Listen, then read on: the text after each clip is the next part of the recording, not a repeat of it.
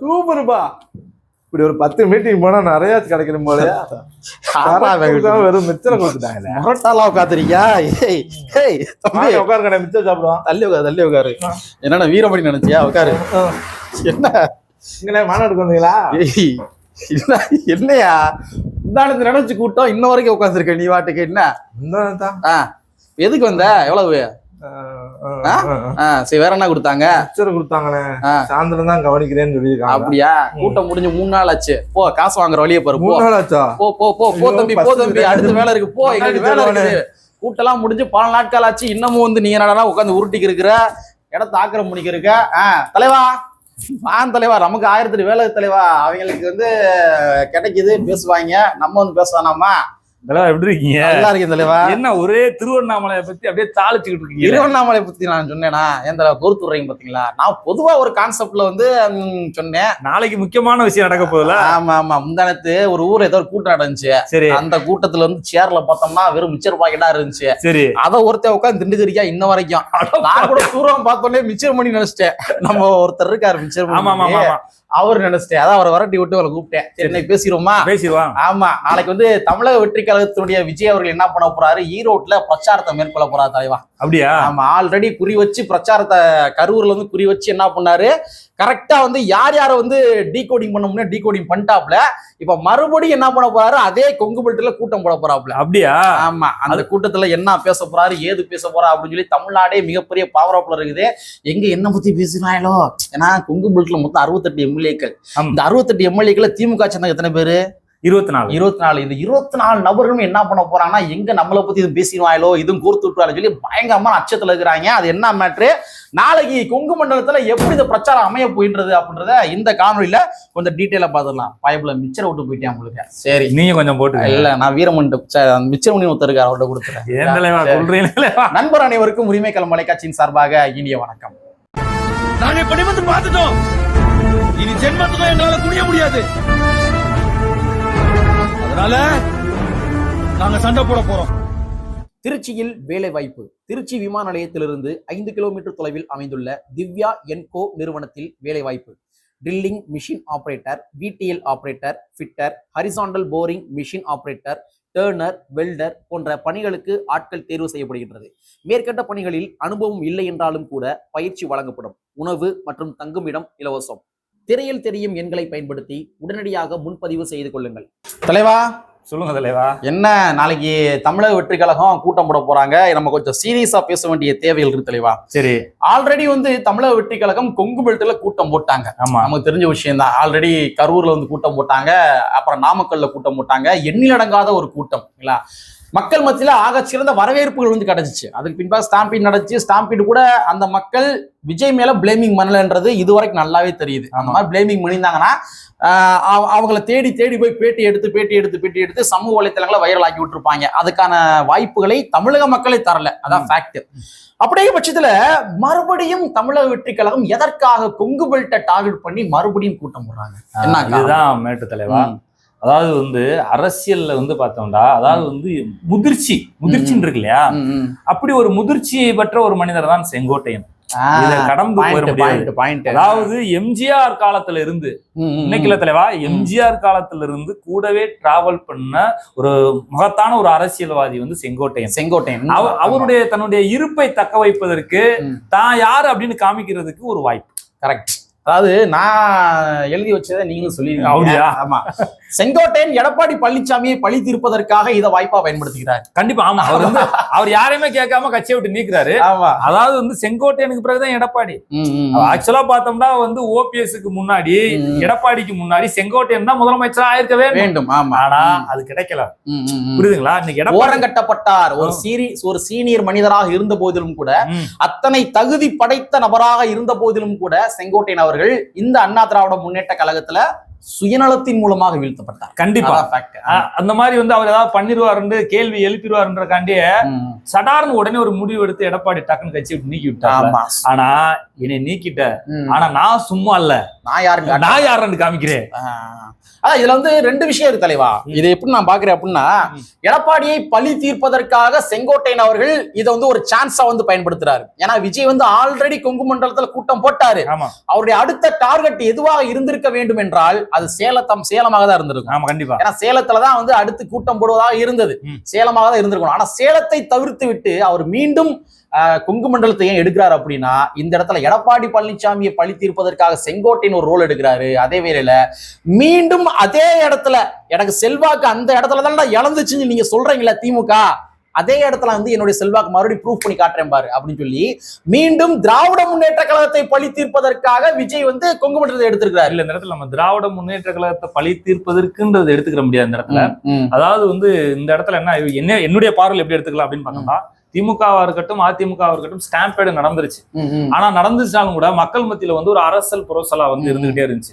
அப்ப வந்து தனக்கான செல்வாக்கை நிரூபிக்க வேண்டிய கட்டாயத்தில் தமிழக வெற்றி கழகம் நான் சொல்றேன். ஆமா, நீ சொன்ன வார்த்தை வந்து கொஞ்சம் வேற மாதிரி இருந்திருக்கலாம். ஆமா, பட் நான் சொல்ல வந்த கான்செப்ட் வந்து அதுதான். அதாவது நீ எனக்கு அந்த இடத்துல செல்வாக்கு இழந்துருச்சு நீ சொல்றேல, அதை நான் ப்ரூவ் பண்றேன் பாரு. அதான் விஜய் சேவா, நான் ப்ரூவ் பண்றேன் பாரு, எனக்கு மக்கள் செல்வாக்கு இருக்குது, நான் காட்டுறேன் பாரு அப்படின்னு சொல்லி நிரூபிப்பதற்காக தான்.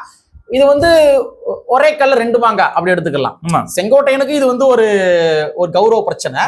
விஜய் அவர்களுக்கும் கூட இது வந்து ஒரு வேணா தன்னை ப்ரூவ் பண்ணுவதற்கான மீண்டும் ஒரு பிளாட்ஃபார்ம், ஒரு வாய்ப்பு. ஆமா, அப்படி இறப்பு நிகழ்வு நடந்திருந்தாலும் கூட, ஆனால் இந்த மக்கள் வந்து விஜய் எந்த அளவுக்கு நம்புகிறார்கள், அன்பு செலுத்துகிறார்கள், அவருக்காக எவ்வளவு மக்கள் வரப்போகிறார்கள் என்பதை மீண்டும் நிரூபிக்க வேண்டிய கட்டாயத்தில் தமிழக வெற்றி கழகம் இருக்கிறது. என்ன பொறுத்த வரைக்கும் இது வந்து மீண்டும் நிரூபிக்க வேண்டிய கட்டாயம் அப்படின்னு அந்த வார்த்தை எனக்கு தேவையான்னு யோசிக்கிறேன். ஏன்னா கொங்கு மண்டலத்துல இருக்க எந்த மக்களுமே விஜய் இது வரைக்கும் பிளேமிங் பண்ணலையே. இல்ல பிளேமிங் பண்ணல, இது வந்து மக்களுக்கு, அதாவது கொங்கு பெல்ட்டை தவிர மற்ற மக்களுக்கு கன்வே பண்ணுவதற்காக இது வந்து யூஸ் பண்றாரு அப்படி சொல்லலாம். இல்ல இந்த சோசியல் மீடியா ஐடி அவங்களுக்கும் அப்ப அந்த சோசியல் மீடியா திட்டமிட்டு வந்து ஒரு அஜெண்டா பிளான் பண்ணி அந்த அஜெண்டா ஸ்ட்ராட்டஜியை வந்து ஆக்சுவலா வந்து இம்ப்ளிமெண்ட் பண்ணாங்க தமிழ்நாட்டுல. அப்ப அந்த ஸ்ட்ராட்டஜியை உடைக்க வேண்டிய கட்டாயம் விஜய்க்கு இருக்கு. உண்மைதான், ஃபேக்ட். சோ வந்து அந்த மாதிரி இது ஒரே கல்ல ரெண்டு மாங்க. ஒண்ணு எடப்பாடி பழனிசாமியை அவர் வந்து பழி தீர்க்கிறது, அந்த வார்த்தை கரெக்டா இருக்கும். எடப்பாடி பழனிசாமியை பழி தீர்ப்பதற்காக செங்கோட்டையன் வந்து இது ஒரு வாய்ப்பா வந்து பயன்படுத்துறாரு, தன்னை ப்ரூஃப் பண்றதுக்கு ஒரு வாய்ப்பா பயன்படுத்துறாரு. ஆனா நாளைக்கு தலைவா அந்த கூட்டத்தை பார்த்து நாளைக்கு என்ன நடக்க போகுதுன்னே தெரியல. நாளைக்குள்ள சோசியல் மீடியா தமிழக வெற்றி கழகம் தான் பேசுவாங்கன்னு நினைக்கிறேன். வேற வழி கிடையாது. இதுல வேற நாஞ்சில் சம்பத் வேற வந்திருக்காரு. நாஞ்சில் சம்பத் வந்திருக்காரு. அவரு வேற என்ன பண்ண போறாருன்னு தெரியல. இல்ல அவரு வந்து சொல்லிட்டாரு பயங்கரமா இருக்கு இயக்கம் அப்படின்ற மாதிரி. நேத்து கூட ஒரு பேட்டி கொடுக்கையில ஒரு வார்த்தையை விட்டுருக்காரு. அவரு என்ன பண்ணிருக்காரு அப்படின்னு பார்த்தோம்னா, என்னை வந்து திமுக பயன்படுத்தவில்லை, நான் ஒரு வாடகை வாயன், என்னை வந்து தமிழக வெற்றி கழகம் பயன்படுத்துகிறது அப்படின்னு ஒரு ஓப்பனா இதை சொல்றதுக்கே ஒரு துணிச்சல் வந்து. இல்ல உண்மைதான் தலைவா. திராவிடியன் ஐடியாலஜியை பேசுகின்ற ஒரு நபர் யாரு மொத்தம் நாஞ்சில் சம்பத். ஆமா, ஒரு அம்பேத்கர் ஐடியாலஜியை பேசுகின்ற நபர் நாஞ்சில் சம்பத், பெரியார் ஐடியாலஜியை பேசுற நபர் நாஞ்சில் சம்பத். அது திமுக இருந்துதான் பெரியார் ஐடியாலஜி பேசணுமா அப்படின்னு கட்டாயம் ஒண்ணு கிடையாதுல்ல. அப்படியும் கட்டாயம் கிடையாது. பெரியாரிஸ்டுகள் அப்படின்னு சொல்ல அவங்க திமுக தான் இருக்கணுமா? அப்படி ஒண்ணு இங்க யாரும் வரைய இருக்குல்ல. பெரியார் வந்து இப்படி சொல்லிட்டு போல, பெரியாரிஸ்ட் எல்லாருமே திமுக தான்ப்பா இருக்கணும், திமுக இருந்துகிட்டு தான் பெரியார் இதை பேசணும். இங்க பெரியார் வந்து ஒரு வகையான அஜெண்டாவை எழுதி வச்சுட்டு ஒன்னும் போகல. பெரியாரியத்தை எங்க இருந்து வேணாலும் பேசலாம். இந்த பாயிண்ட் நான் இன்னொரு பாயிண்ட் சொல்றேன். அதாவது நாஞ்சில் சம்பத் வந்து தாவேக்கால போய் பெரியாரையும் பேசுவது வந்து அது குறையாக பார்க்க முடியாது. அதை வந்து இவங்க யூட்டிலைஸ் பண்ணி பெரியார்ன்றது வந்து திமுகவுக்குதே வந்து சொந்தக்காரன்ற மாதிரி எல்லாம் கிடையாது. ஏன்டா தலைவர் கலைஞர்கள் முதலமைச்சரா இருக்கும்போது தந்தை பெரியார் அவர்களே முரசொலியில வந்து கேவலமா சித்திரம் மறைந்த கட்சி திமுக. உண்மைதான். அப்படி இருக்கும்போது வந்து நீ எப்படி வந்து திமுக வந்து இது எனக்கான ஆண்டு எப்படி வந்து அவங்க வந்து எடுத்துக்க முடியும்? பெரியார்ன்றது வந்து இந்த மக்களுக்கு பொதுவான ஒரு மனிதர். அதனால நாஞ்சில் சம்பத் வந்து பெரியார் ஐடியாலஜி பேசக்கூடிய ஏபிளான ஆளு, அதனால பேசலாம். ஓகேவா? சரி தலைவா, இது வந்து நம்ம நாளைக்கு கொங்குமண்டல் நடக்க போற விஷயத்தை பத்தி அது என்ன ஒரு கான்செப்ட் நடக்க போன்ற பேசணும். சரி, விஜய் வந்து இந்த கொங்கு மண்டலத்துல என்ன அரசியல் பேச போறாரு அப்படின்றதையும் நம்ம பேச வேண்டிய தேவை. ஆமா, நான் ஒரு சில பாயிண்ட் எழுதி வச்சிருக்கிறேன், சொல்லுங்க. அந்த பாயிண்ட்டை வந்து நம்ம கொஞ்சம் லைட்டா வந்து பாத்துருவோம். அதாவது நம்ம தமிழ்நாடு பொறுத்த வரைக்கும் இப்ப டிஸ்ட்ரிக்ட் பிரச்சனை என்பதனை விட ஸ்டேட் பிரச்சனை ரொம்ப அதிகமா வந்து போய்க்குது. அதாவது ஒரு டிஸ்ட்ரிக்ட் உள்ள இருக்கிற பிரச்சனை அப்படின்றது வந்து மேக்சிமம் அந்த ஊருடைய எம்எல்ஏக்கள் பாத்துக்குருவாங்க, அதோடைய வார்டு கவுன்சிலர் பாத்துக்குருவாங்க. ஆனா அதையும் கூட விஜய் வந்து பல இடங்களை சுட்டி காட்டதான் செய்யறாரு. நாகப்பட்டினத்துலாம் பார்த்தோம்னா பூண்டி கலைவாணர் அவர்களுடைய அந்த தொகுதியில பார்த்தோம்னா விவசாயம் அந்த நெல் மூடைகளுக்கு வந்து இவ்வளவு பணம் எக்ஸ்ட்ரா கிடங்கு, ஆமா, அதை வந்து விஜய் ஒரு எக்ஸ்போஸ் பண்ணாரு. அது மிகப்பெரிய உள்ள பேசுபொருளா மாறிச்சு. அதுக்கு பின்பாக அந்த பணம் வாங்கப்பட்டது நிறுத்தப்பட்டதுன்ற மாதிரி கூட ஒரு பேச்சு வந்து ஓடிச்சு. ஸோ அந்த மாதிரி ஸ்டேட் இது டிஸ்ட்ரிக்ட் இஷ்யூவும் பேசுவாரு. அட் த சேம் டைம் வந்து ஸ்டேட் இஷ்யூ வந்து தமிழ்நாட்டில் ரொம்ப அதிகமா வந்திருக்கு. உதாரணத்துக்கு வந்து பார்த்தோம்னா இது வந்து இப்ப நான் சொல்ல போற ஒரு செய்தி வந்து பர்டிகுலர் செய்தி வந்து ஸ்டேட் இஷ்யூவும் அதே மாதிரி வந்து டிஸ்ட்ரிக்ட் இஷ்யூவும். அது என்னன்னா கூட்டு பாலியல் வன்கொடுமை என்பது தமிழ்நாட்டுல ரொம்ப அதிகமா இருக்கு தலைவா. ஒரு புது வகையான ஒரு கலாச்சாரமா வந்து தற்பொழுது உருவாயிருக்கு. இந்த கூட்டு பாலியல் வன்கொடுமை சமீபத்துல கொங்கு பெல்ட்ல ஒரு மாணவிக்கு நடந்துச்சு. சாதாரண விடயமா எடுத்துட்டு போயிட முடியாது. ஏன்னா வந்து இன்னைக்கு வந்து பெண்களுக்கு பாதுகாப்பு முக்கியமான ஒரு விடயமா இருக்கு. இந்த ரோல்ல வந்து திமுகவும் அதிமுகவும் ஃபெயிலியர்னு சொல்லலாம். கண்டிப்பா. ஏன்னா அதிமுக ஆட்சியில தான் பொள்ளாச்சி சம்பவம் நடந்துச்சு. அது வந்து அப்படியே தமிழ்நாடே வந்து தெரியும் இந்த பெண்களுக்கு பாதுகாப்பு இல்லை அப்படின்ற விஷயம் வந்து அதிமுக ஆட்சியில. இப்போ அண்மையில திமுக ஆட்சியில அப்ப வந்து பார்க்கும்போது வந்து ஆட்டோமேட்டிக்கா இதை காயின் பண்ணி விஜய் வந்து பெண்களுக்கு வந்து முக்கியத்துவம் இருப்பாரு. ஆமா, விஜய் கட்சியில மேக்சிமம் பெண்கள் ரொம்ப அதிகமா இருக்கு. ஆமா ஆமா, இதுல கூட அந்த இன்னைக்கு 1.5 கோடி உறுப்பினர் இருக்காங்க இல்லையா தமிழக வெற்றி கழகத்துல, இப்ப கூட 2 கோடி வந்துருச்சுன்னு சொல்றாங்க. ஆனா அதிகமா இருக்கக்கூடிய அதுல உறுப்பினர்களே பெண்கள் தான் அப்படின்னு சொல்றாங்க. ஆமா ஆமா ஆமா. சோ அப்படி இல்ல, ரெண்டாவது வந்து பெண்கள் எல்லாருமே வந்து விஜயன்னா விஜயன் தான் கிடப்பாங்க. ஆமா, அது மறுக்க முடியாத உண்மை. நம்மளாம் ஒன்னும் எக்ஸ்போஸ் பண்ணிடலாம்னு சொல்லல, இதான் ரியல் ஃபேக்ட். அப்படிங்கிற பட்சத்துல பெண்கள் விஷயத்துல விஜய் அவர்கள் ரொம்ப ஒரு இம்பார்ட்டன்ட் கொடுக்குற ஒரு விஷயம் ஆளு. அதே மாதிரி இப்ப அண்ணா பல்கலைக்கழகத்துல வந்து ஒரு பாலியல் வன்கொடுமைக்கு உள்ளாக்கப்பட்ட பெண் விவகாரத்திலையும் கூட விஜய் அவர்கள் ஆளுநரை சந்திச்சு என்ன பண்ணாரா மனு கொடுத்தாரு. சமீபத்தில் நடந்துச்சு, ஆளுநரை சந்திச்சு மனு கொடுத்தாரு. பெண்கள் மீதான பாதுகாப்பு என்பது, பெண்களுக்கான பாதுகாப்பு என்பது ரொம்ப குறைவாக இருக்கின்றதுன்னு சொல்லி ஆளுநர் சந்திச்சு மனு கொடுத்தாரு. சோ அப்ப இந்த இஷ்யூ என்பது கூட்டு பாலியல் வன்கொடுமை என்று சொல்லப்படுகின்ற அந்த இஷ்யூ என்பது தற்பொழுது ஸ்டேட் பிரச்சனையாவும் இருக்குது, டிஸ்ட்ரிக்ட் பிரச்சனையாவும் இருக்குது. இப்ப விஜய் வந்து நாளைக்கு கொங்கு மண்டலத்துல இருந்து பேச போறாரு. கோவையும் கூட கொங்கு மண்டலத்துக்கு உட்பட்ட ஒரு பகுதி. அப்ப இந்த கூட்டு பாலியல் வன்கொடுமை சம்பந்தமாக விஜய் பேசுவதற்கு அதிக வாய்ப்புகள் இருக்கின்றது. கண்டிப்பா கண்டிப்பா 100% வாய்ப்பு இருக்கு. இதன் மூலமா வந்து விஜய் வந்து பார்த்தோம்னா பெண்களுடைய வாக்குகளை வந்து அதிகமாக தமிழ்நாட்டில் பெறுவதற்கும் வாய்ப்பு இருக்கு. ஆமா, அதே மாதிரி வந்து என்சிஆர்பி தரவுன்னு சொல்லுவாங்க தலைவா. ஆமா, இந்த என்சிஆர்பி தரவுகளின் அடிப்படையில் பாக்குறப்ப தமிழ்நாட்டுல பெண்கள் மீதான வன்கொடுமைகளுடைய ரேஷியோ வந்து அதிகமா இருக்குது. ஆமா, அதாவது வந்து திராவிட முன்னேற்ற கழக ஆட்சி ஏற்றதுக்கு முன்பு 2021, 22, 23, 24 இந்த 4.25 வருஷத்துல பெண்கள் மீதான வன்கொடுமைகள் வந்து ரொம்ப அதிகமா இருக்குது. அப்ப விஜய் அவர்கள் இதெல்லாம் காயின் பண்ணி பேசுவதற்கான பாசிபிலிட்டிஸ் வந்து ரொம்ப அதிகமா இருக்கு. நீங்க சொல்றது பாக்கல, நாளைக்கு நடக்கக்கூடிய கூட்டத்துல இந்த வீடியோவை பார்த்துட்டு தமிழக வெற்றி கழகம் பாயிண்ட் எடுத்து பேசுறதுக்கு நீங்க பாயிண்ட் மாதிரியா இருக்கு. நாம பாயிண்ட் கொடுத்தோமா கொடுக்கலன்னு தெரியல. நம்ம வந்து அரசியல் காலத்தோட ஒன்றி போயிருக்கனால பேசுறோம். ஆனா நாம பேசின பாயிண்ட் நிறைய விஷயத்தை விஜய் அது பிரச்சாரத்தை பேசியிருக்காரு. யாத்திரை இருக்குதா நிறைய விஷயம். கரூர் விவகாரத்துல கரூர்ல பிரச்சாரம் பண்ணுவதற்கு முந்தின நாள் நாம பேசியிருந்தோம். நாமக்கல்ல கிட்னி திருட்டு சம்பந்தமா பேசுற வாய்ப்புன்னு சொல்லியிருந்தோம். பேசியிருந்தாரு. சாயப்பட்டறை சம்பந்தமாக நீங்க ஒரு பாயிண்ட் பேசுனீங்க. அந்த சாயப்பட்டறை சம்பந்தமாக அதையும் அவர் பேசியிருந்தாரு. தொழிற்சாலையோடைய கல்விகள் சம்பந்தமா பேசியிருந்தாரு. அந்த மாதிரி நாங்களாம் திட்டமிட்டுலாம் பேசல. நம்ம மக்களுடைய பிரச்சனைய ஒன்றி போயிருக்கனால நம்ம பேசுறோம். அதையும் காமன் எடுத்து பேசுறாங்க. கண்டிப்பா கண்டிப்பா. அந்த ஈரோடு டிஸ்ட்ரிக்ட் நடக்கும்போது வந்து கண்டிப்பா வந்து மேட்டூர் அணை சம்பந்தமா பேசுவதற்கு வாய்ப்பு இருக்கு. அதே நேரத்துல வந்து நம்ம சிறுவாணி தண்ணி வந்து எங்க பவானி சாகர் டேமுக்கு வரும். அந்த பவானி சாகர் டேம்ல இருந்து தான் வந்து தண்ணி வந்து திருமுக்கூடல் என்கின்ற இடத்துல வந்து கலந்து காவிரியோட 3 சங்கமிக்கிற இடத்துல திருமுக்கூடல். சோ அந்த நீர் சம்பந்தமா இரிகேஷன் வாட்டர் சிஸ்டம் இருக்கு இல்லையா, இது சம்பந்தமா விஜய் பேசுவதற்கு, விவசாய சம்பந்தமா பேசுவதற்கு நிறைய வாய்ப்புகள் இருக்கு. ஆமா, டிஸ்ட்ரிக்ட் இஷ்யூ பேசுறதுக்கு வாய்ப்பு இருக்கு. ஆமா, அதே மாதிரி வந்து தலைவா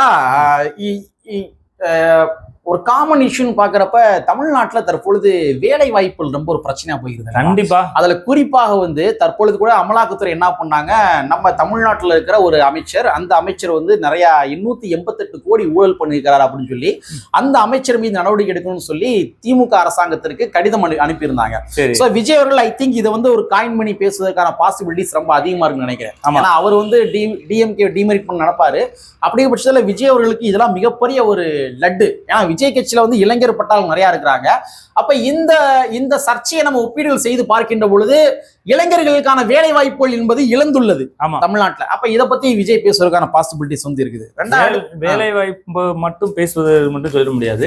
குறிப்பா வந்து பார்த்தோம்னா பெண்களுடைய முன்னேற்றத்திற்கான பல்வேறு திட்டங்களை கூட அவர் பேசுவதற்கு வாய்ப்பு இருக்கு. வேலை வாய்ப்போட ஒன்றி அதாவது வந்து பல்வேறு விடயங்கள் இருக்கு.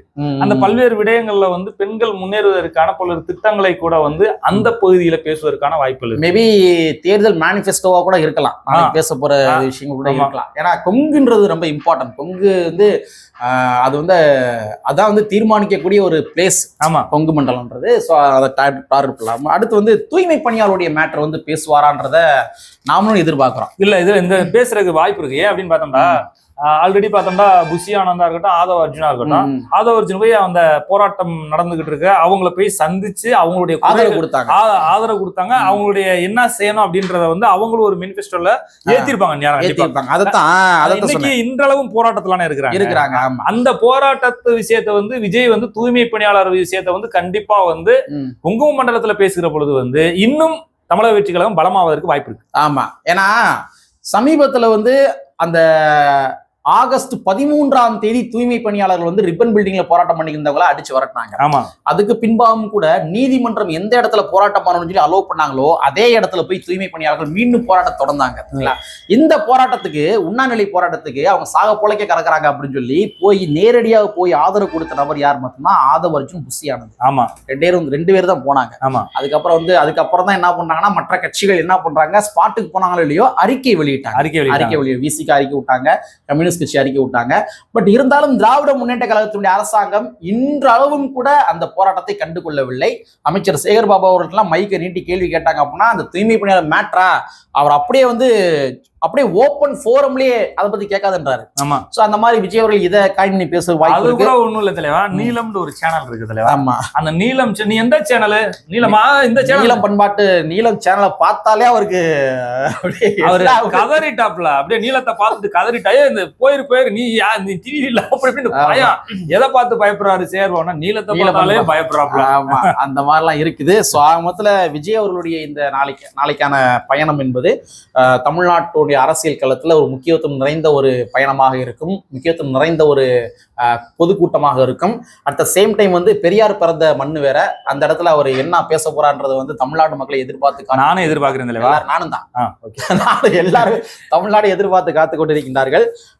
பார்ப்போம், நாளைக்கு பேசினாரா நம்ம அதையும் கொஞ்சம் டீகோடிங் பண்ணி பேசுவோம். ஏன்னா மக்களுக்கான பிரச்சனைனா வந்து நம்ம வந்து எஸ்டாப்ளிஷ் பண்ணுவோம், அதை வந்து கொஞ்சம் பெரிய லெவலில் கொண்டு போவோம், பேசு போல மாற்றுவோம் என்பதனை கூறிக்கொண்டு கற்பி ஒன்று புரட்சி செய்து புரட்சியாளர் அம்பேத்கருடைய வரியை கூறிக்கொண்டு நிறைவு செய்கின்றேன். நன்றி, வணக்கம்.